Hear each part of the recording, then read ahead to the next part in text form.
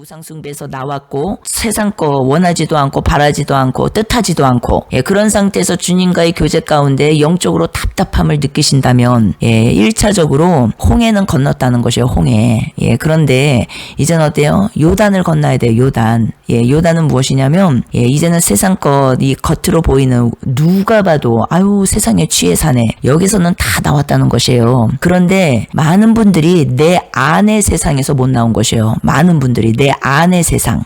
내 안의 세상이 무엇이에요? 내면 안에서 일어나는 죄들, 보이지 않는 세계에서 일어나는 죄들, 나 혼자만이 아는 죄들, 다 이것들에 걸려 있는 것이에요. 그래서 이것들을 돌아보셔야 된다는 것이죠. 이것들을 가지고 하나님께 나가셔야 된다는 것이에요. 그분은 항상 그 자리에 계시고 항상 말씀하고 계십니다. 그런데 나의 관심이 어디에 있는지, 마음이 진짜거든요. 마음은 다 딴 데 가 있는 것이에요. 세상 임금인 마귀는요, 우리를 압박합니다. 강압적으로 합니다. 두려움을 줍니다. 중독시킵니다. 우리를 종으로 부리려고 합니다. 우리가 이것을 모르면 안 돼요. 예수님께서요, 제자들을 부르실 때도 강제로 강압적으로 끌고 가지 않으셨어요. 나를 따라오라. 인격적으로 제안하셨습니다.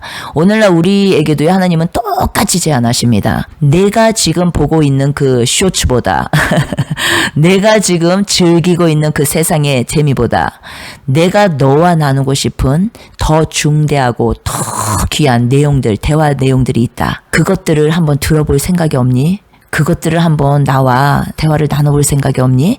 하나님은 우리 마음의 문에 놓고 하신다라는 것이에요. 놓고 똑똑똑똑. 그런데 어때요? 진정한 회개는 그분의 인격을 만날 때 일어난다라는 것이에요. 무서운 하나님을 증거하고 지옥 보내는 하나님을 증거해서 그분과의 인격적인 만남이 일어나는 것이 아니라 정말로 오래 참으시는 하나님, 오래 기다려주시는 하나님, 이래도 나를 버리시지 않는 하나님, 이렇게 내가 살았는데도, 이렇게 내가 했는데도, 이렇게 사람이었다면 벌써 버림받았을 텐데 그 하나님을 만날 때 어때요?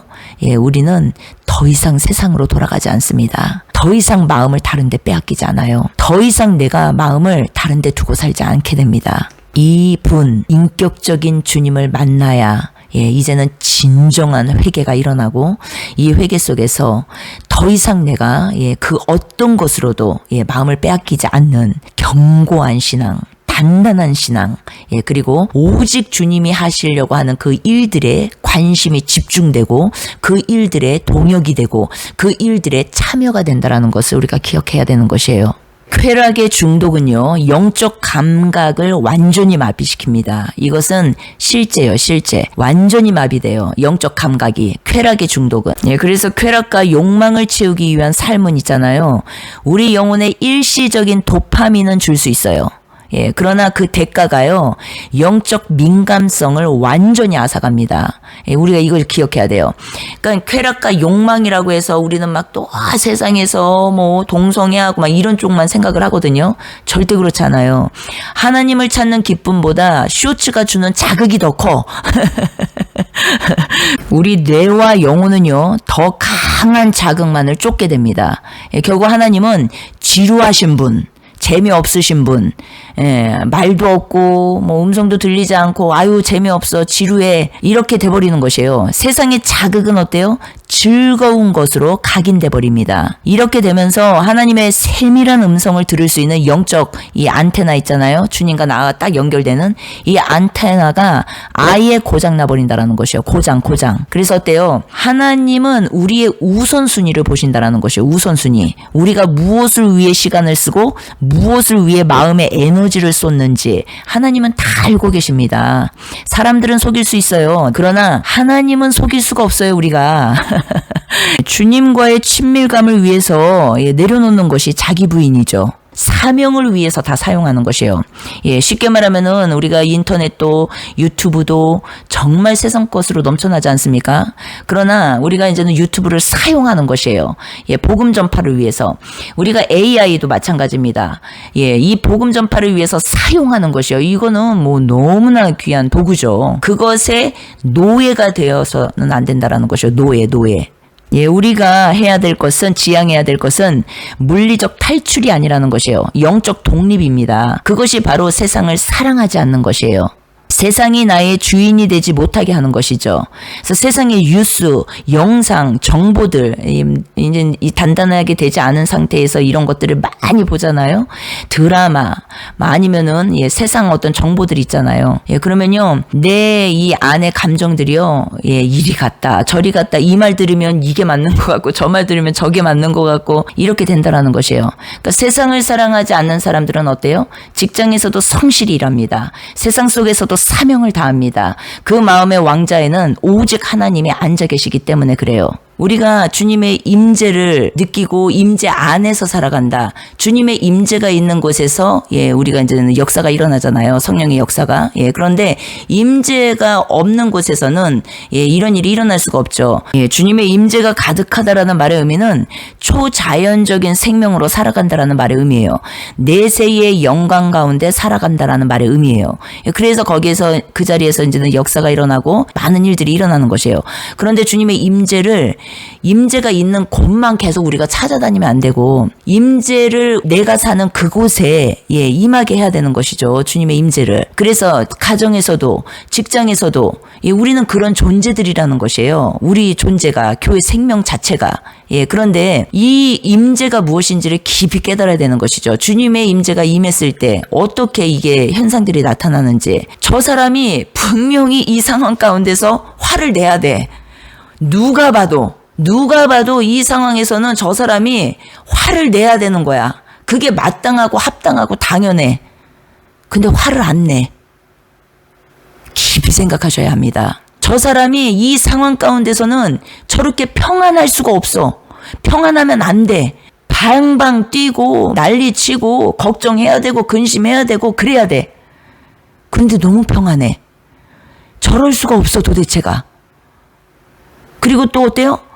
세상은요, 이 유행 쫓아가느라고 정신이 없지 않습니까? 근데 저 사람은 도대체 뭐야?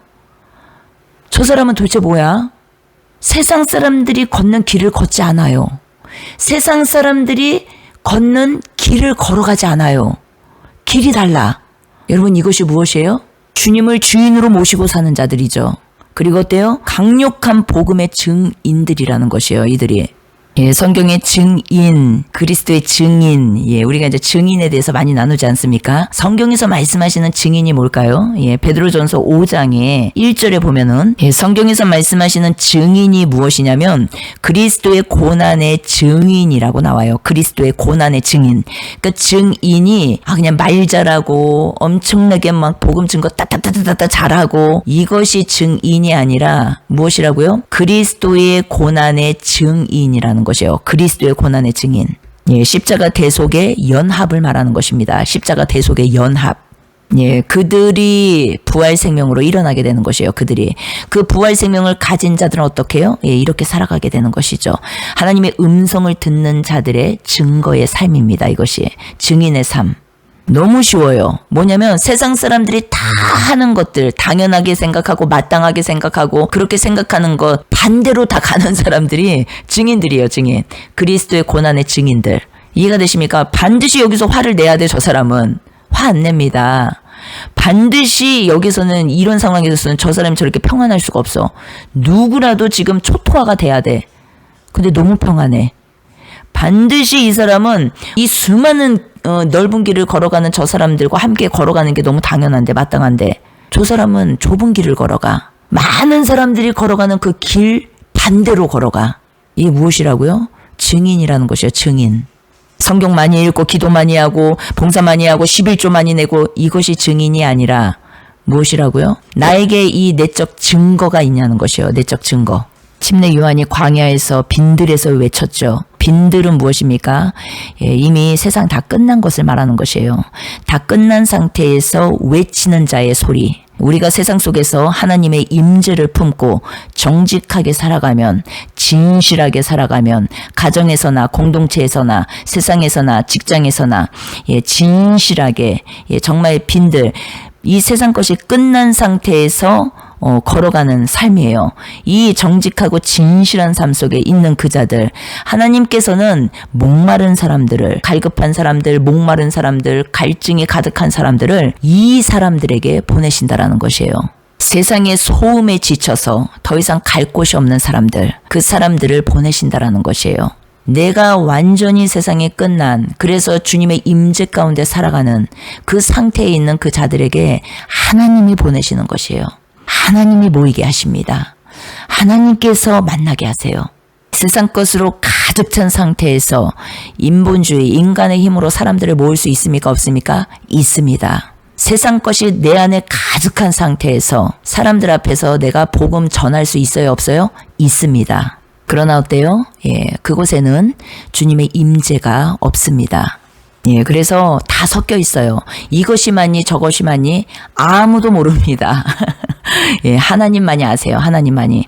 하나님의 임재를 마음에 품은 자는요, 결코 무기력한 세상에 종속돼서 살아가지 않아요. 무기력함으로. 세상 항복판에서 하나님의 소리를 전달하는 대사로 살아가게 됩니다.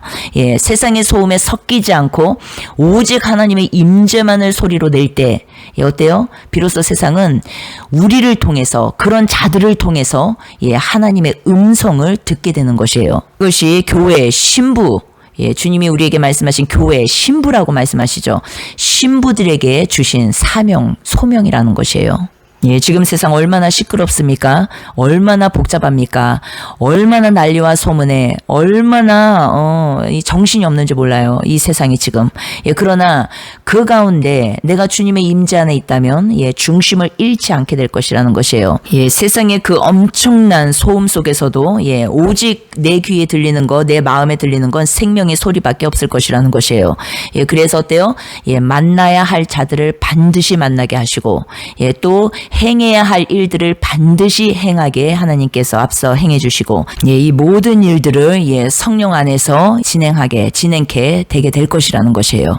우리가 요한일서 2장 말씀처럼 세상 사랑하는 마음 안에는 하나님의 사랑이 없다라고 나옵니다. 없습니다. 우리가 혹시 있지 않나? 자꾸 미련을 갖는데 없습니다. 이제 단칼에 자르셔야 되는 것이에요. 그래서 어때요? 이생의 자랑, 그리고 안목의 정욕, 육신의 정욕, 그 안에는요 하나님의 사랑 없습니다. 그래서 우리가 이것을 확실히 깨닫고 이제는 어때요? 마지막 때입니다. 아모스 8장 말씀처럼 우리가 정말 이 시대에 어떻게 이 정말 믿음을 지켜야 되며 신앙생활을 해야 하며 많은 이 혼란이 있거든요. 그런데 깨달아야 되는 거죠. 오직 주님의 임재 가운데 우리가 살아가는 삶이에요. 근데 주님의 임재는 무엇입니까? 세상 사랑하는 마음이 끝나고 그러므로 어때요? 주님의 임재 안에서 주님의 사랑 안에서 살아가는 삶, 그 삶 가운데 이제는 어때요? 이 마음이 비워진 세상이 끝난 그 자들을 통해서 이제는 하나님께서 도구로 삼아서 일을 하시는데 사람들을 보내신다는 것이에요. 외치는 자의 소리가 바로 이들의 소리입니다. 그래서 이들이 말할 때 세상에 끝난 자들의 입에서 나오는 말들, 이 마음에 있는 것이 겉으로 다 나오잖아요. 실제 삶이 일치된 마음에서 이제는 나오는 말들을 말하는 것이에요. 삶하고 일치가 안 된 상태에서 나오는 말이 아니라 내가 실제 세상이 끝난 그 삶을 살아가는, 세상 가치관 끝나고 종교 가치관 끝나고 이 삶을 살아가는 그 사람의 입에서 나오는 말, 내면이 주님과 연합된 상태에서 나오는 모든 말들은 영혼들을 살립니다. 그리고 영혼들을 주님께로 인도하게 돼 있어요. 결론적으로 말씀드리고 싶은 건 내가 세상 것 다 끊었습니까? 그리고 더 이상 세상 사랑하는 마음이 없습니까? 그런데 영적으로 답답하십니까? 이 시간을 잘 통과하십시오. 하나님께서 요한이 마치 광야에서 외쳤을 때처럼 빈들이 되어서 외친 그에게 사람들이 많이 찾아왔지 않습니까? 그리고 그 자리에서 회개가 일어나고 그런 것처럼 하나님께서 목마른 사람들을 보내실 때까지 우리가 어때요? 이제는 그 자리에 있는 것이에요.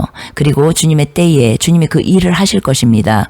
그래서 어때요? 결론적으로 우리가 하나님의 음성을 듣는 것은 빈들의 시간을 우리가 끝까지 고집하고 사수하는 그 이유는요, 나 혼자 살기 위한 이 지금 가정이 아니라는 것이에요.